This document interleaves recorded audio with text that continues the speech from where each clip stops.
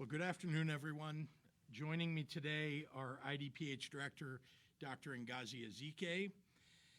We also have Dr. Jihad Shashara, President of Pediatric Health Associates in Naperville, and Dr. Michelle Barnes, a primary pediatrician at UI Health. We want to talk today about COVID-19 vaccines for 5 through 11-year-old children and how parents can get their children immunized when these kid-sized shots become available. This approval could come as soon as the middle of next week. We have a dedicated team working to ensure that Illinois is ready, and we want parents to know what they need to do.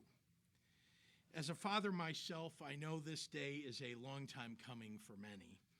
As of October 14th, nearly 6.2 million children in the United States have tested positive for COVID-19 since the onset of the pandemic. As more and more adults have gotten vaccinated, kids are becoming a larger percentage of those getting sick. 1 in 4 cases nationally a week ago were kids. It's been a concerning time for parents, which is why Illinois has kept our kids' health front and center, especially amidst the Delta surge that drove up pediatric cases and hospitalizations in recent months. In accordance with recommendations from the CDC, we've required masks in our schools since October 4th. That is clearly working to keep cases and hospitalizations lower than most other states. And it has helped keep our schools open while they've closed in many places across the country. We are leading the nation with our vaccine or test requirements for staff and teachers at all our P12 public and private institutions. And we're working with the CDC on a pilot test-to-stay strategy. Let me say that again. A pilot test-to-stay strategy for kids to keep them in school even when someone in their class tests positive. 180 school districts are using the University of Illinois' homegrown SHIELD program to prevent outbreaks and keep kids in the classroom. If we broke out the SHIELD testing program in Illinois as if it were its own state, SHIELD alone would be ranked 16th nationally among the 50 states in terms of number of tests conducted. Nobody wants the agony of an unvaccinated child getting a parent or an elderly grandparent sick. That's every parent's nightmare, and a reality that too many families here in Illinois and across the nation have suffered through. Thanks to scientists and doctors who've worked tirelessly for the last year, we are likely just days away from having the COVID-19 vaccine available for 1.1 million more Illinois children ages 5 to 11. As soon as the FDA and the CDC have signed off, these kid-sized doses and kid-sized needles will be shipped out to pharmacies, to pediatricians, and to other providers all across the state of Illinois. Our initial allocation from the CDC is currently slated to be roughly 380,000 doses for pediatricians, hospitals, and clinics, with more than 100,000 additional doses going directly to pharmacies from the federal government. That includes not only the city of Chicago, but the entire state of Illinois. That means that unlike with the federal government's vaccine deliveries last December, Illinois will receive a robust supply right from the start. So if you're a parent, you're probably asking, where do I start? The answer is start with your pediatrician. IDPH has reached out to every pediatrician in the state to enroll them in the vaccine distribution program. As a parent, you should call your pediatrician now to make sure that they've enrolled and have ordered doses. We already have over 700 of the state's pediatricians' offices and family practice offices enrolled, but we want to make sure that the vaccine is available everywhere that parents want it. In addition to pediatricians' offices, IDPH is working with local health departments, with urgent cares, federally qualified health centers, rural clinics, and non-chain pharmacies.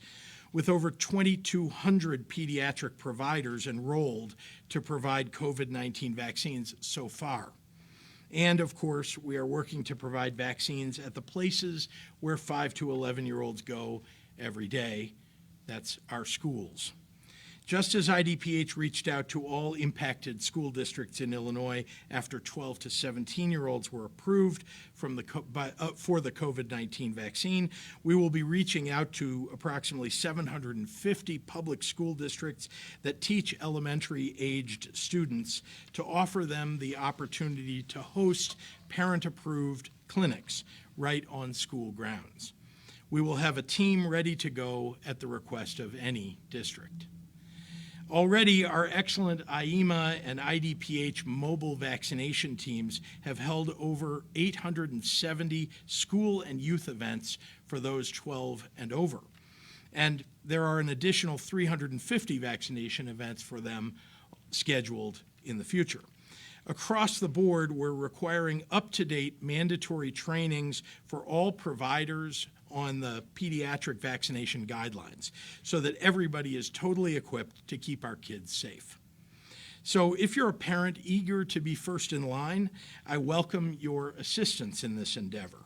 Call your pediatrician and make sure that they're ready and signed up in the system so that they can start providing pediatric doses for 5 to 11-year-olds as soon as they become available. The Pfizer vaccine, likely to be the first one approved, requires 2 doses 3 weeks apart. That means you have the opportunity to get your kids fully vaccinated before Christmas, so don't wait. I also know that there are many parents out there who aren't quite ready to be the first in line to get their kids vaccinated and who might still have questions. That's okay. There are experts who can provide you with answers. And I urge you to talk to your own doctor or to listen to Dr. Ezike or Dr. Shashara or Dr. Barnes here today and other leaders in medicine who have dedicated their whole lives to keeping kids healthy. Just like with vaccines for adults, vaccines for teenagers and vaccines for booster shots, COVID-19 vaccines for kids have gone through the entire formal regulatory process at the FDA and the CDC. We will see the same process happening once again in a few months for COVID-19 vaccines for children ages 6 months to 5 years of age. But let's be clear, these vaccines have been studied under some of the most significant public scrutiny in human history and have been proven to provide the same life-saving protective qualities of the vaccines received by hundreds of millions of adults the world over. We also know this, across the board, vaccines have been proven time and time again to help our kids live their best and fullest lives. As you know, in all 50 states, children can't enter kindergarten without vaccinations against polio, against diphtheria, tetanus, measles, and pertussis, to name a few of the once deadly diseases that we've functionally eradicated with vaccines. As parents, there's so much that we want for our children, but nothing more important for them than for them to be healthy. Life in a pandemic, to say the least, has truly driven that home. In just a few days' time, millions of parents all across the United States should be able to breathe a sigh of relief that they've been holding in for over 18 months now. And I will do everything in my power to continue to follow the science and keep our kids safe. So thank you, and with that, I'd like to turn it over to our terrific IDPH director, Dr. Ngazi Ezike. Doctor?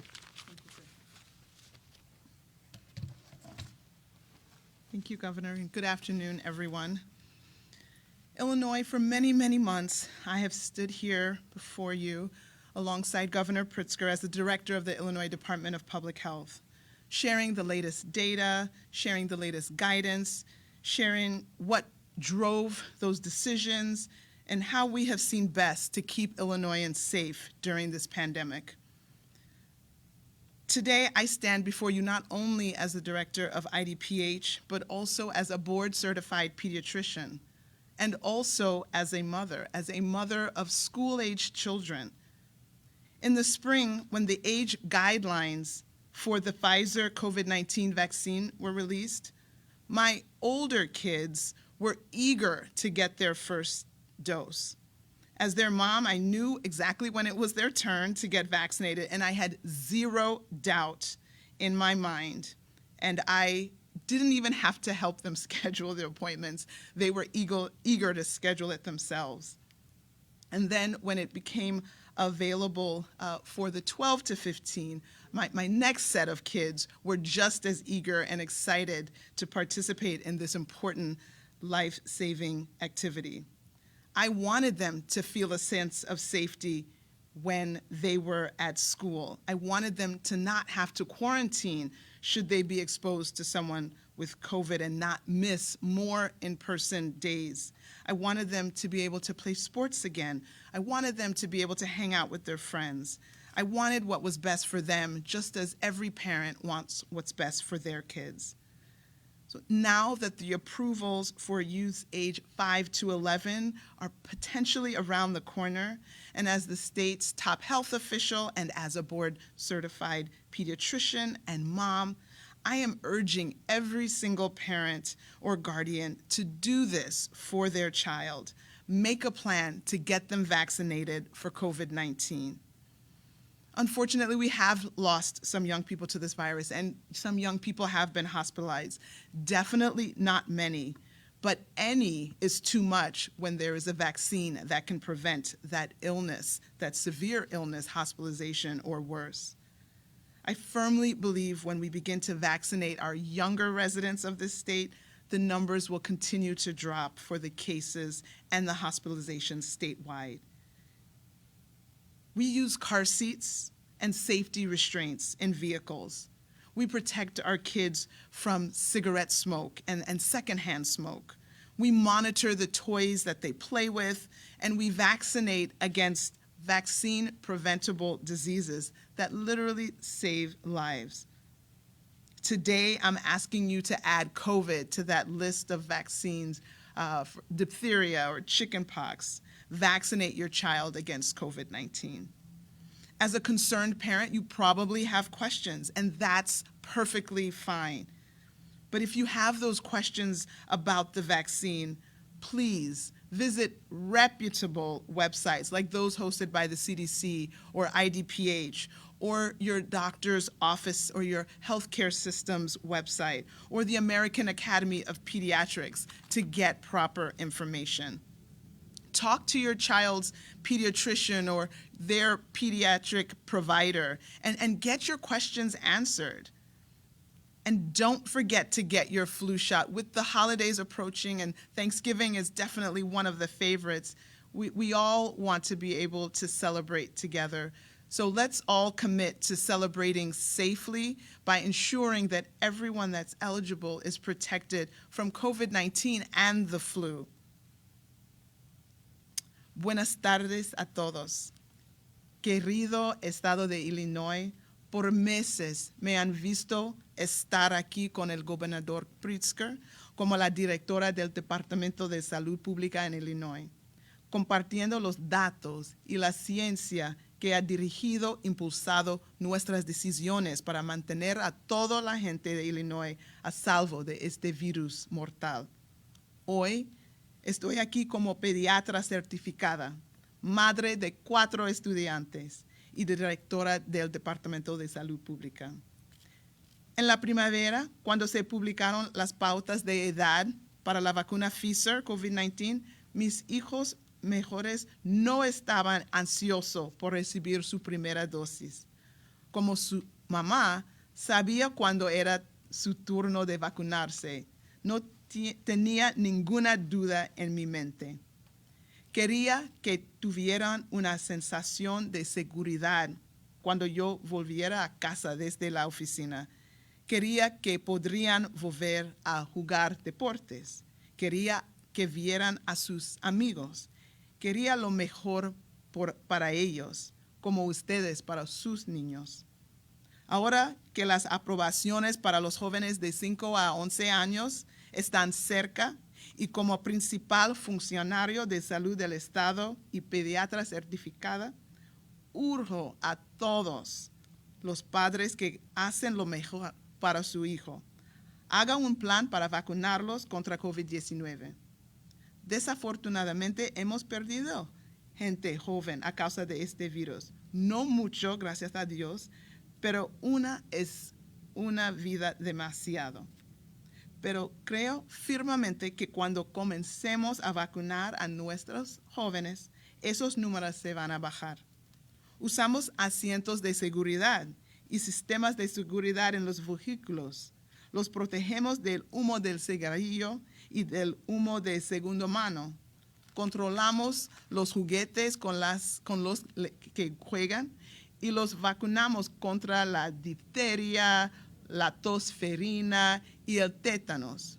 Hoy les pido que agreguen COVID-19 a esa lista. Vacune a sus hijos contra COVID-19. Como padre preocupado, probablemente tienes preguntas y eso está perfectamente normal.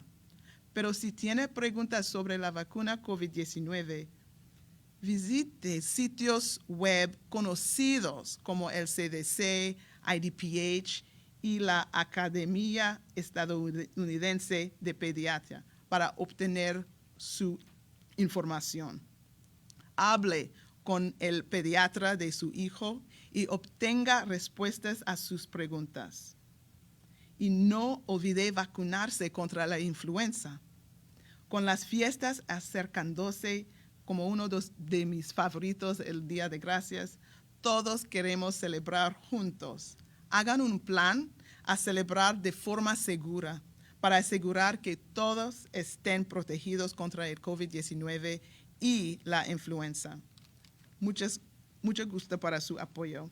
And with that, I will turn it over to Dr. Shashara, a friend and colleague and president of Pediatric Health Associates in Naperville.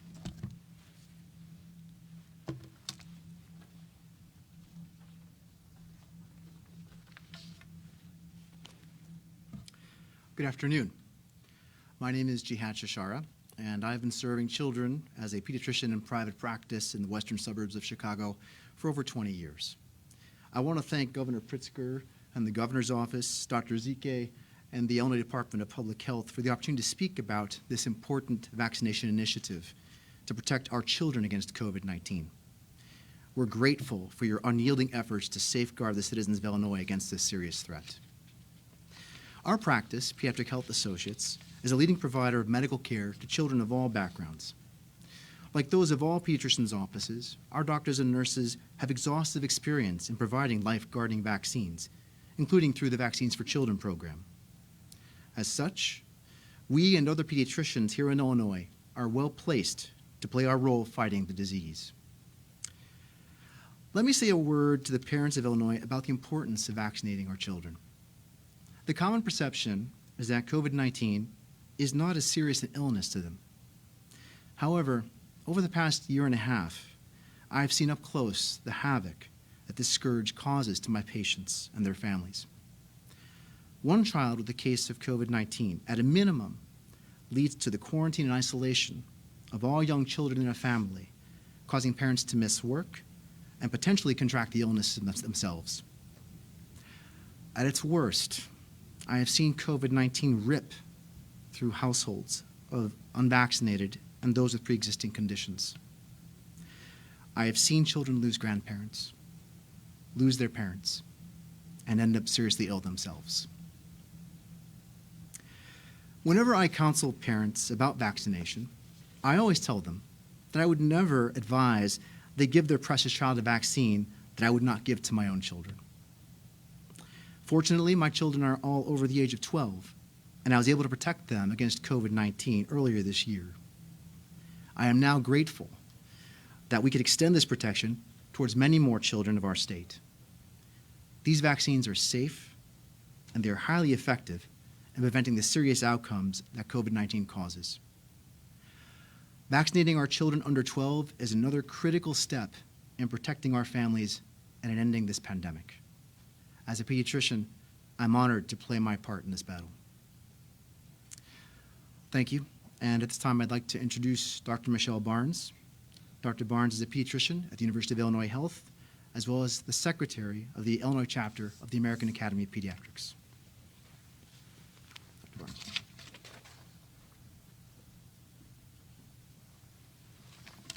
Good afternoon. My name is Dr. Michelle Barnes, and I am here today in my leadership role for the Illinois chapter of the American Academy of Pediatrics. We are grateful to Governor Pritzker, the Governor's Office, and the Illinois Department of Public Health for all of the important work that they have done to prioritize the health and well-being of Illinoisans during this pandemic. On behalf of pediatricians in Illinois, we want to thank you for your efforts in keeping kids and families safe during this difficult time. The physical and mental health of children in our state has suffered because of the COVID-19 pandemic. Children have missed out on important activities and events and on some of the joys of childhood. Some children have become sick with COVID-19 themselves, and some have lost parents or loved ones to this virus. Children continue to be exposed to COVID-19 in our communities, and they currently account for 25% of COVID-19 cases throughout the U.S. We continue to see children hospitalized with COVID-19, and it is estimated that between 10 and 15% of children diagnosed with COVID-19 will go on to experience long COVID symptoms lasting longer than 5 weeks. As pediatricians, we are ready to look ahead and to return to a more predictable and hopeful time. We have been looking forward to children in younger age groups having the opportunity to be vaccinated and protected against COVID-19. And we know that there are many parents and children who have been waiting for this as well. We also know there are parents who have questions about vaccinating their children against COVID-19. We want you to know that vaccines are safe. Vaccines do their job. The COVID-19 vaccine will teach your child's immune system how to recognize and fight COVID-19. People who are vaccinated also help to protect those who cannot be vaccinated, such as newborn babies and very young children, and those who are most at risk, such as grandparents or people who cannot get vaccinated because of specific medical conditions. As pediatricians, our primary goal is to help you raise happy, healthy children. Like you, we want to keep our children in school, participating in activities, socializing with their peers. We want you and your families to be able to safely celebrate the holidays together. Our job as healthcare providers is to protect children from preventable diseases, and soon this will include protecting them from severe illness from COVID-19 by getting vaccinated. Protect your children from COVID-19. Get them vaccinated as soon as you can. If you have questions or concerns, please reach out to your child's healthcare provider. We are more than happy to help you with this important decision for your child. During the last 18 months, some parents have not felt safe bringing their children to their doctor for routine care, including vaccinations and regular checkups. We know that many of you have concerns about your child's development or about how to support your child through this difficult time of transition and of crisis. As pediatricians, we want to assure you that our offices are open. We are here to help you and your family. Now is the time for your child to catch up on their missing vaccines, to get their flu shot, and to get their COVID-19 vaccine. The Illinois chapter of the American Academy of Pediatrics is working with the Illinois Department of Public Health to support healthcare providers in giving the vaccine in their offices, and to support hospitals in giving the vaccine at urgent care centers and upon discharge. This will help ensure all eligible residents of Illinois have access to this free vaccine, and it will allow them to discuss their questions with their healthcare providers at the same time. The Illinois chapter is partnering with ECHO Chicago and the Illinois Academy of Family Physicians to implement this statewide program, Illinois Vaccinates Against COVID-19, or IVAC for short. We look forward to assisting pediatricians and other healthcare providers in their vaccine efforts so that they can continue to deliver the valuable and comprehensive care they have always provided to young children and their families. Local health departments, schools, and pharmacies have and will continue to play a huge role in vaccinating people in Illinois, even as the vaccine becomes more available in pediatric clinics. We thank all of our partners in public health for their efforts to protect children and the public during this national emergency. We are honored to work alongside you. Thank you. Now I would like to turn it back over to Governor Pritzker, who will take questions from the press. Thank you very much, Dr. Barnes. And before I take questions, I want to update you on important progress that we've made with our state employees getting vaccinated. I'm proud to announce that our 6th union agreement, the largest yet, to require vaccinations for many workers at the state's congregate care facilities has been signed. This agreement with AFSCME covers about 7,800 employees at the Departments of Human Services and Veterans Affairs, bringing the total number to nearly 10,000. Under the new agreement, employees represented by AFSCME have until October 26th, tomorrow, to get their first shot of the free life-saving COVID-19 vaccine.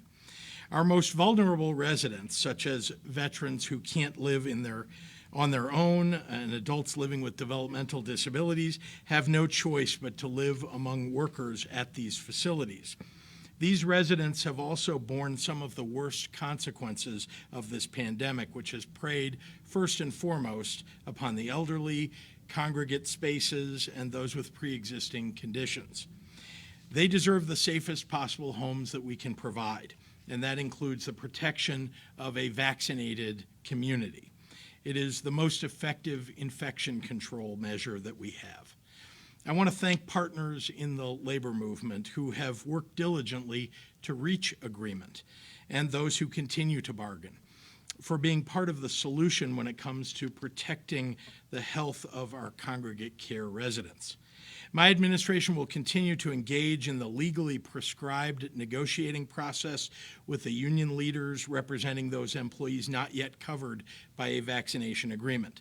Our state agencies will continue to make the vaccine readily available to employees, including hosting vaccination drives at work sites and offering paid time off for receiving the vaccine.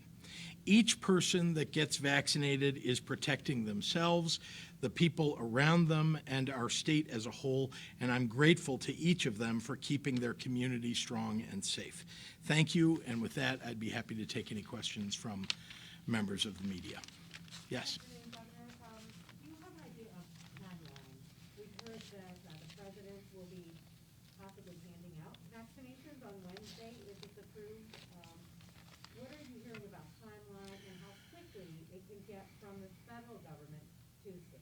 You're talking about for children 5 to 11. Just want to make sure that's okay. Yeah, next week. We believe that early to mid next week we will have those vaccinations in hand and we'll be able to begin vaccinating young children, 5 to 11.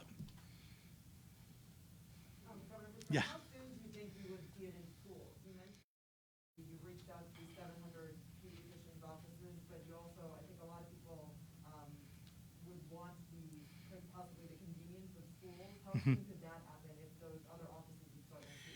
So I'm going to ask Dr. Ezike, because she and her team have been on the phones constantly with schools. I will just point out, however, again, pediatricians' offices, pharmacies, which often are very convenient for people, as well as schools. That's where we anticipate most of the vaccinations will be given, but once again, FQHCs, clinics, hospitals, and others will have them. But Dr. Ezike on schools? So again, we're trying to be ready, very nimble. So we've been already working with schools and community park districts to host events. Given that we think that the final approvals, meaning ACIP and Dr. Walensky signing off, that could happen November 2nd, 3rd, we are planning events that will start immediately the week after to give it time for it to get into the state, for the groups to have it, and then have events. And we don't want to schedule things starting on a Monday, but Tuesday. But of course, our pharmacy partners will also have it, and so they might be able to start vaccinating as soon as the weekend. But the events that IDPH and IEMA, that we're working together with our partners, those events, some at schools, some at park districts, those will start the week after, starting around November 8th. Dr. Ezike, can I shoot, or just real quick, as you know, more children are testing positive because we're testing more children that, some are healthy during school hours. Have you thought about changing your quarantine policy to let people test negatively out of quarantine? Because at one point in time, we had 12,000 CPS kids that were healthy, that were sitting at home, they wanted to go to school and play sports. Is that a possibility that they could test negative out of quarantine? Yeah, Yeah, we've already implemented that. That's the Test to Stay program. I think Governor Pritzker mentioned that in his comments. We actually have, and we've worked with the CDC, we piloted a program to have people test while in school, and if they're negative, you continue staying in school unless that negative test then turns to positive. And with that, we have kept many more people in school, and that Test to Stay policy is available for any school district to use. So absolutely, we have the same goal of keeping people for in-person learning, and that Test to Stay program is exactly how we do it. You keep testing to make sure that they're negative, keep staying in school. Dr. Ziggy, can you speak to the difficulty of vaccinating people this young and trying to do it en masse? Sort of a little softer touch is obviously required of people this young age. How does that complicate the mass rollout compared to doing it for adults? Yeah, so this is not the population that you probably just have drive-throughs and have kids rolling on through. Number one, they don't drive. It's not as convenient. But so that's why when we think about, we have to have multiple ways to do this. This is why we have our pediatric partners who will be a big part of this. Some people will only feel comfortable getting it done at their pediatrician's or their family physician's office. Some people have been chomping at the bit and will go to the pharmacy on day one, and the pharmacies will be able to play that role. Some people will be comfortable having that event at school where they will sign and give permission. Some people will want to come to one that's after school where they can come to this event where there will be pediatricians on hand to answer questions. So we're really trying to create all these different options for different parents who are in different stages of being comfortable with the idea. But I think that combined effort in the pediatrician's office, in the family physician's office, at schools, at park district events, at the pharmacy, between all that, I think we have most people covered. Is anyone concerned about the timing? Because if we do start the second and third, I think you were mentioning, Dr. Zeke, about the Get One events, 3 weeks after, we hit Thanksgiving, about getting things done and getting things done in the right time frame. I know, Governor, you spoke about trying to get everyone in this age group vaccinated by Christmas, but maybe talk a little bit about Thanksgiving and concern about trying to get this done before people are gathering. Sure. Well, let me first say that I think it would be impossible, really, to get everybody vaccinated before Thanksgiving, and I don't think that anybody thinks we're going to get every child vaccinated before Christmas either. What I was pointing out was parents who want to make sure that their kids are vaccinated before Christmas. There is time to do that. You can get both doses in the 3 weeks in between the two doses, plus the 2 weeks after that to make those vaccinations fully functional. And so that's what I was pointing to. But I agree with you. Everybody can't get fully vaccinated. The children can't before Thanksgiving. And so we encourage people, of course, to take precautions, to do the same things that people have been doing all along, I think, to protect their children. They can get their first dose before Thanksgiving, which is some protection. And of course, follow the protocols that have been laid out by IDPH for holiday gatherings. Okay, thank you, everyone. Oh, wait, That's it. one more question. That's it. Members of the We're done. Thank you. Thank you.